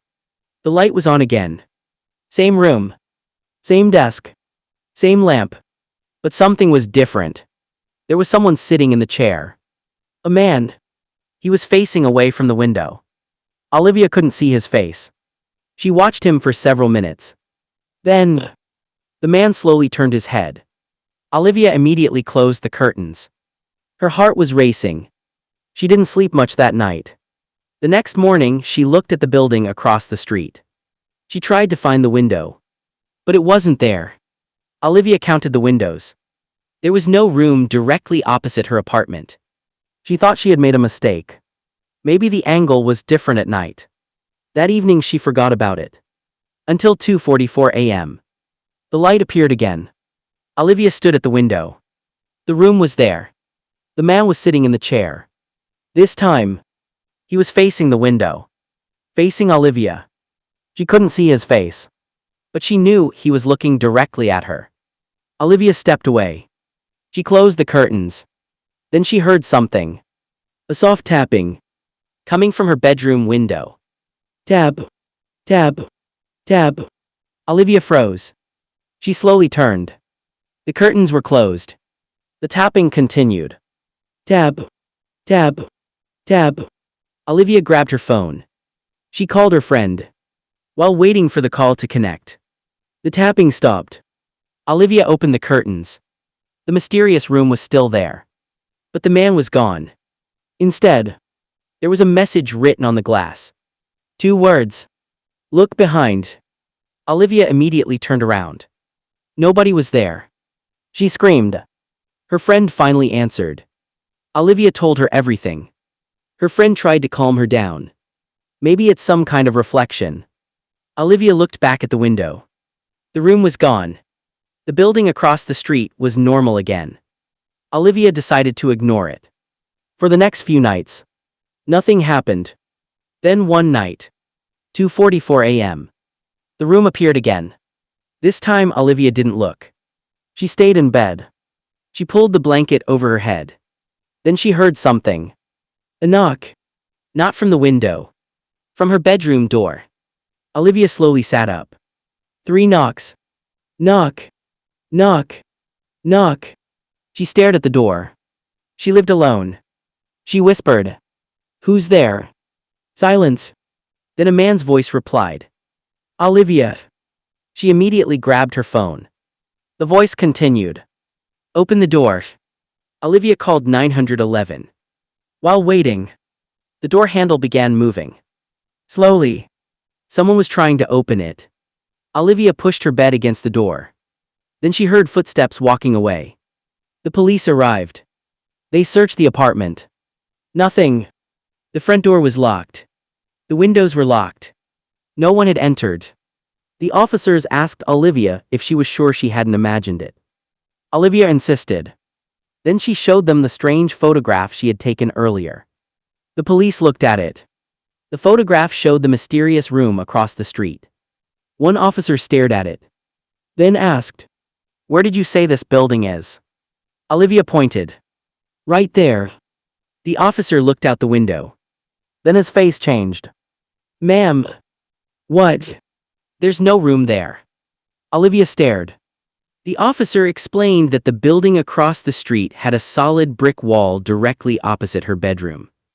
No window. No room. Nothing. Olivia showed him the photograph. The officer became silent. Then he asked, Can I take this? Olivia refused. The police left. But the next morning, Olivia noticed something strange. Her photograph was gone. She searched everywhere. Nothing. That night, Olivia decided to stay at a friend's apartment. She didn't want to sleep alone. At 2:44 a.m., her phone suddenly rang. Unknown number. She answered. No one spoke. Then she heard a sound. Tab. Tab. Tab.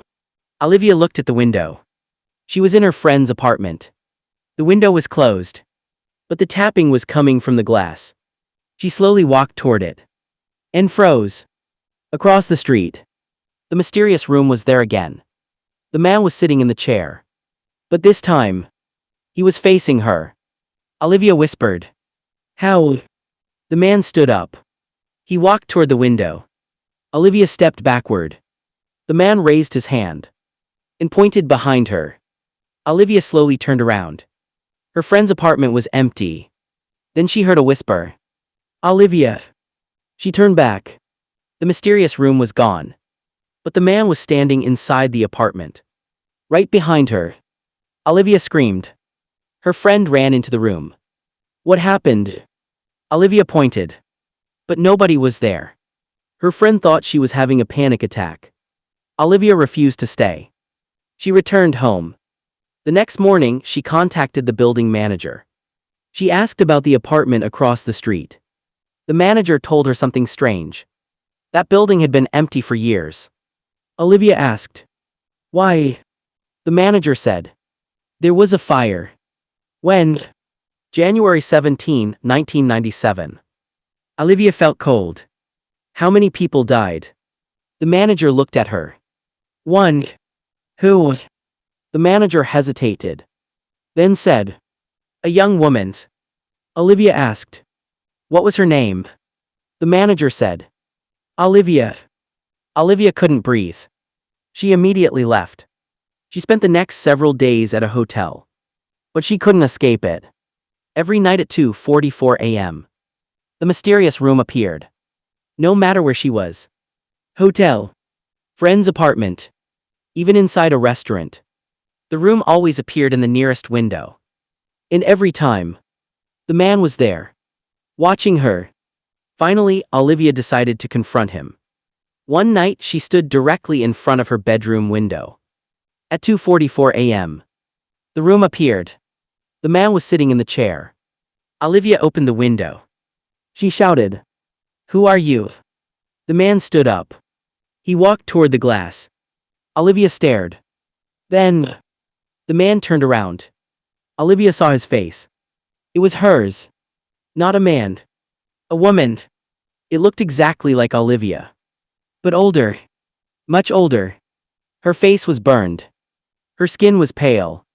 She was wearing an old white dress. Olivia stepped backward. The woman raised her hand. She placed it against the glass. And whispered, "You're living in my room." Olivia screamed. The mysterious room disappeared. The next morning, Olivia moved out. She never returned to the apartment. But before leaving, she noticed something carved into the wall beside her bedroom window. A date. January 17, 1997. And underneath it, her name. * Olivia Grant. Olivia immediately called the police. They searched the wall. The carving was gone. But the building manager remembered something. The apartment Olivia had been living in had belonged to a woman named Olivia. She had died in the fire across the street in 1997. The woman's full name. Olivia Grant. Same name. Same birthday. Same face. Olivia never found out why. She moved to another city. She changed her name. She never looked out of windows at night. But several years later, she received a photograph in the mail. No return address. The photograph showed her old apartment building. The date was written on the back. January 17, 2027. A future date. Olivia stared at the picture. The mysterious window was visible. The light was on. And inside the room, someone was sitting in the chair. Olivia. But she wasn't alone. Standing behind her was the burned woman. The woman who had died in 1997. Olivia turned the photograph over. A message was written underneath. The room is waiting. That night at exactly *2:44 am*. Olivia woke up. She heard tapping. Tab. Tab. Tab. She opened her eyes. She was no longer in her bedroom. She was sitting in a chair. Inside the mysterious room. Across the street. Olivia looked through the window. Her old apartment was visible. Someone was standing inside. A young woman. Watching her, Olivia slowly realized who it was. It was herself. The woman from the present. The woman who was still alive. Olivia tried to scream, but no sound came out. Then the burned woman appeared behind her. She leaned close to Olivia's ear and whispered, "Now you understand." The next morning, Olivia's apartment was found empty. No signs of a struggle. No broken doors. No missing belongings. She simply vanished. The police never found her. But people living in the building across the street claim that every night at exactly 2:44 am, a light appears in a window that doesn't exist. Inside the room, a woman sits in a chair, watching the street, watching the windows. And if you look closely enough, Story 12. At exactly *1:17 am***, a New York subway operator received an emergency signal from a station that had been closed for more than 50 years. The signal said, "Train approaching." The operator checked the subway map. There was no station. No active track. Nothing. But then the control room's phone rang. A terrified voice whispered, "Please stop the train." The operator asked, "Which train?" The voice answered, "The one you're driving." His name was Michael Turner ***. He had worked for the New York City subway system for almost 12 years. Michael was an experienced train operator. He knew every route, every station, every tunnel. He had worked countless overnight shifts. But nothing could have prepared him for what happened on a cold night in January. It was *1:17 am***. Michael was operating a late-night train heading through Manhattan. The train was nearly empty. Only a few passengers were sitting inside. Most of them were sleeping. Michael was approaching the next station when something unusual appeared on his control panel. A red warning light. Michael frowned. The system showed an emergency signal. Unknown station. Michael contacted the control center. "Control, I'm getting a signal from an unknown location." The dispatcher responded, "Repeat that." Michael checked the screen again. "Emergency signal, looks like it's coming from a station somewhere ahead." The dispatcher was silent. Then said, "That's impossible." Michael asked, "Why?" The dispatcher replied, "There's no station on your route." Michael looked at the track map. He was right. The line ahead was completely normal. Then the emergency signal changed. A new message appeared. "Train approaching." Michael immediately contacted control. "Do you have another train on this track?" "No." Michael stared at the screen. "Because something is coming." The dispatcher asked, "What?" Michael looked through the windshield. The tunnel ahead was completely dark. Then he saw lights. 2 bright headlights. A train was coming toward him. Michael slammed on the brakes. The passengers woke up. The train stopped. The headlights continued approaching. Michael grabbed the radio. "Control, there's another train in the tunnel." The dispatcher sounded terrified. "Michael, there is no train." Michael stared. "It's right in front of me." The headlights grew closer. Then suddenly, they disappeared. The tunnel was empty. Michael was breathing heavily. He contacted control again. The dispatcher said, "Michael, we lost your signal." Michael looked at the control panel. The emergency warning was gone. Everything was normal. He continued driving. But something had changed. The next station didn't appear on the map. Michael knew the route. He had driven it hundreds of times. But now, the tunnel seemed longer. Much longer. The train continued forward. 5 minutes. 10 minutes. Still no station. Michael contacted control. "Control, how far until the next station?" No answer. Michael tried again. Nothing. The radio was dead. Then the lights inside the train flickered. Once. Twice. Then everything went dark. Emergency lights came on. Michael looked through the rear camera. The passengers were sitting completely still. All of them. Every single passenger was staring forward. Nobody was moving. Michael felt uncomfortable. He checked the train's speed. The train was moving. But he wasn't controlling it anymore. The controls weren't responding. Michael tried to brake. Nothing. The train continued deeper into the tunnel. Then the announcement system turned on. A woman's voice spoke. Next stop. Static. Michael waited. Then the voice said, the last stop.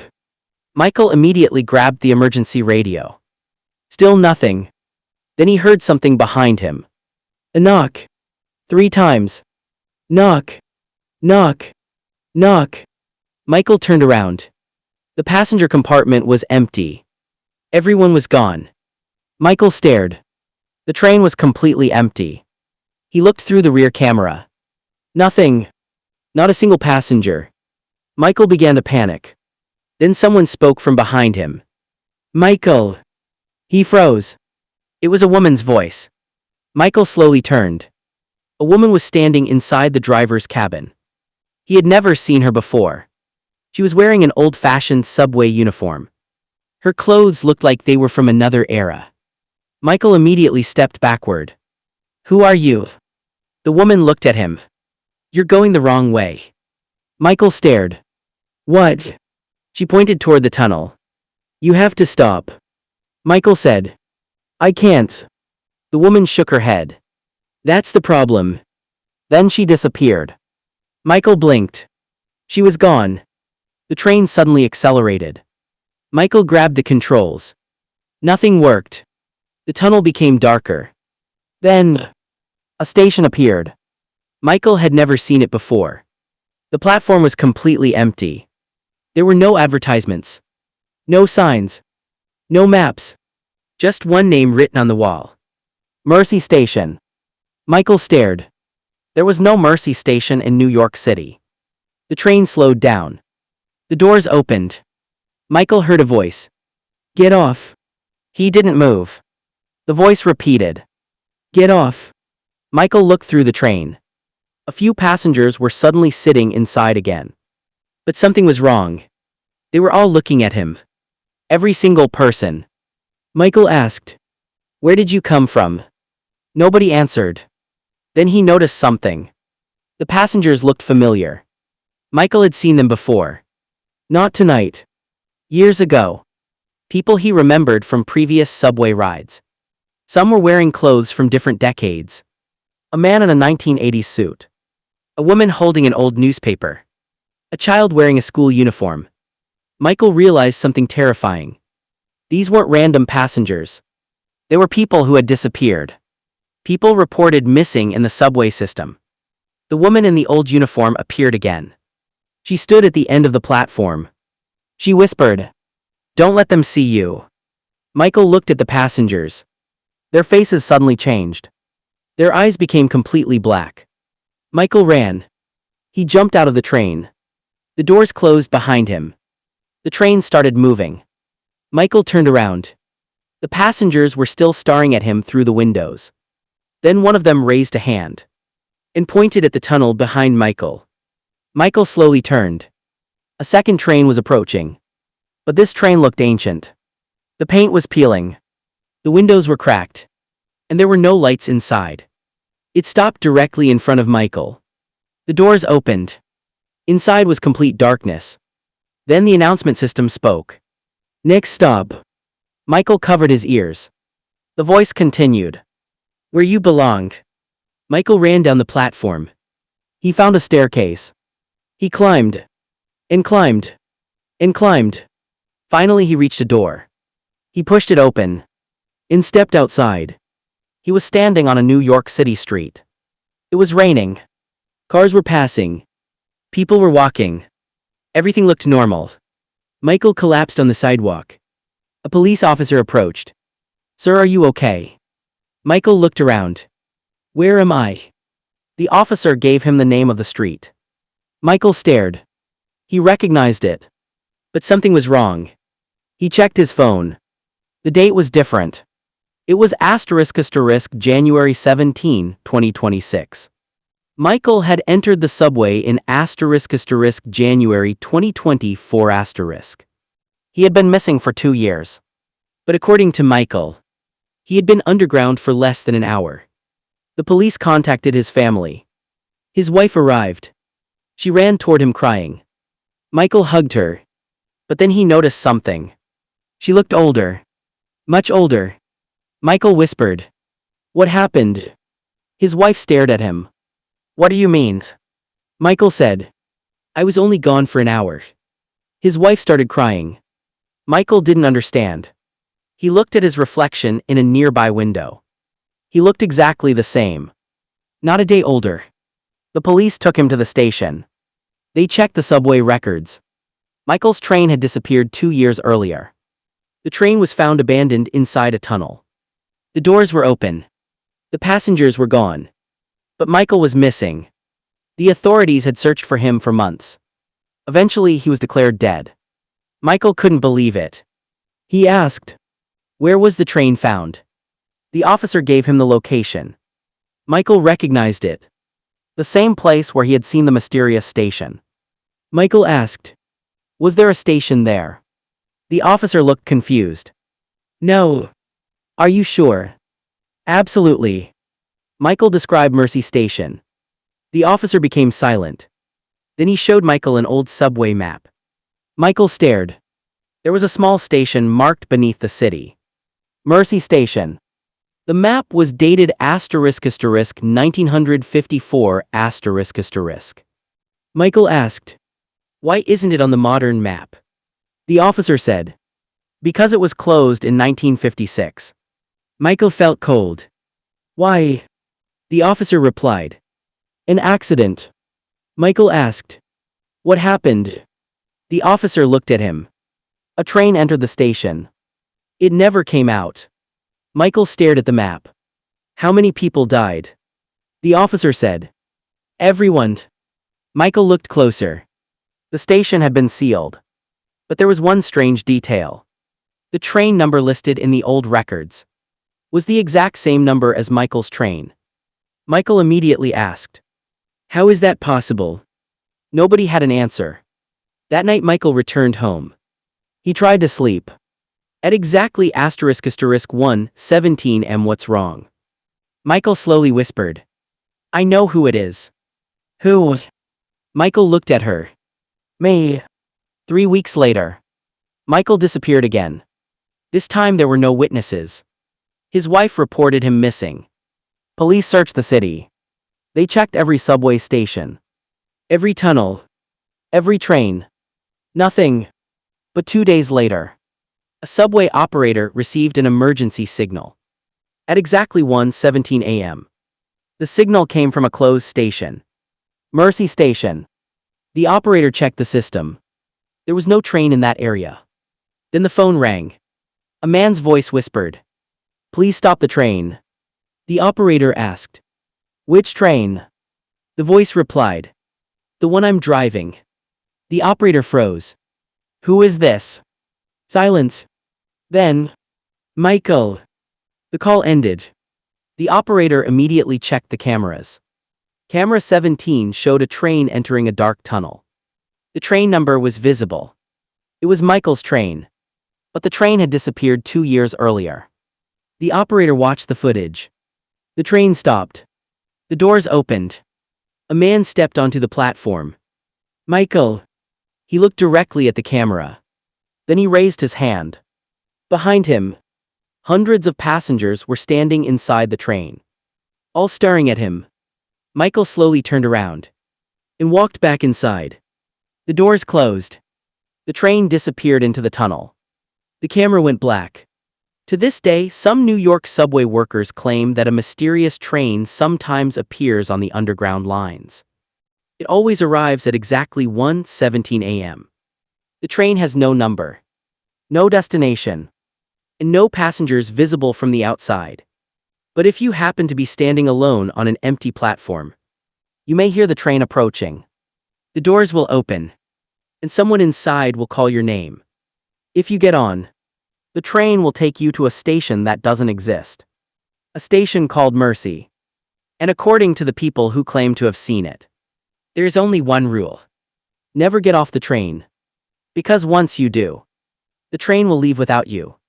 And somewhere beneath New York City, You may find yourself standing on an empty platform, waiting for the next passenger. Just like Michael. Just like the others. And just like the voice that still comes through the subway control room every night at 1:17 a.m. Please stop the train.